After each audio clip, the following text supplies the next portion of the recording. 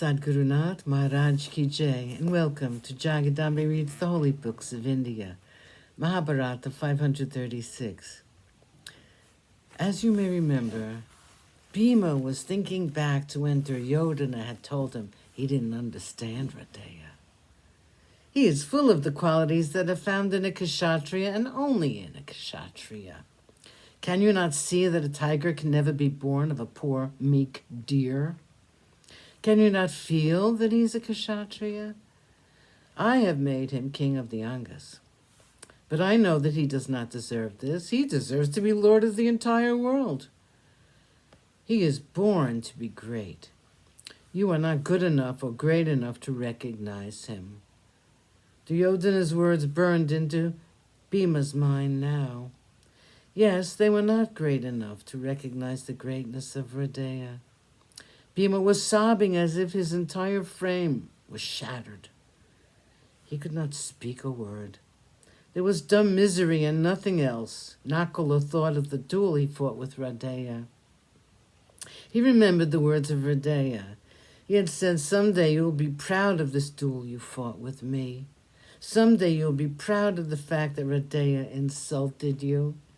Yes, that moment of humiliation would now be the most treasured moment in his life. It was not possible for Sahadev to forget Hridaya and his fight with him. He was remembering the sneer on his lips and his own ruffled manner. The Pandavas were prostrate with grief. Kunti was revived with water and other things. For the first time in his life, Yudhishthira did not pay any attention to his mother. He could not look at the woman who had done this injustice to Hridaya and to the Pandavas. He went and sat with Arjuna and Krishna. Yudhishthira remembered the day when Hridaya died. He remembered every moment of that day. He remembered calling Hridaya Sutaputra. Yudhishthira turned to his mother. He asked her, "Did Hridaya know about it? Did he know who he was?" "Yes," said Krishna. Yudhishthira turned his eyes on Krishna. All the Pandavas looked at Krishna. "Did you know about it, Krishna?" asked Yudhishthira. "Yes," was the reply. It was not possible for them to speak a single word after that.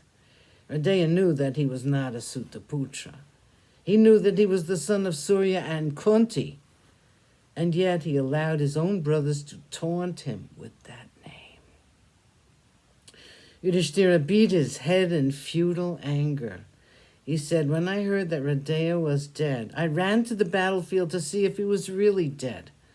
I was so happy to see him dead. Mother, how could you do this to us, loving us as you did?" It was only now that Yudhishthira saw his mother's face. She looked so unhappy. He did not want to speak a word more. She had suffered enough. Yudhishthira went and stood on the banks of the river Ganga. It looked as though the funeral oblations were being paid with just the tears of Yudhishthira.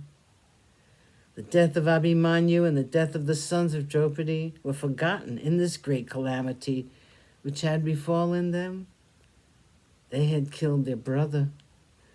That was the only thought that was in their minds as the Pandavas came away from the banks of the river Ganga.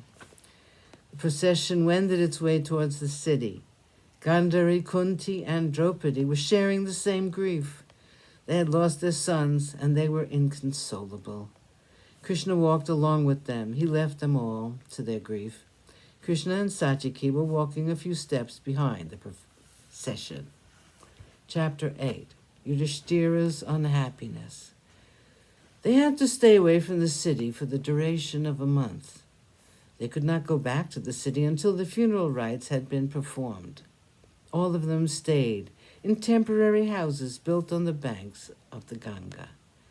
Vyasa, Narada, and many other rishis came to see Yudhishthira. Narada spoke to him. He said, "Why are you plunged in woe? By the grace of Krishna, with the help of your valiant brothers and the Panchalas, you are now Lord of the world." Sadgurunath Maharaj Ki Jai. Thank you for coming. I hope you come again.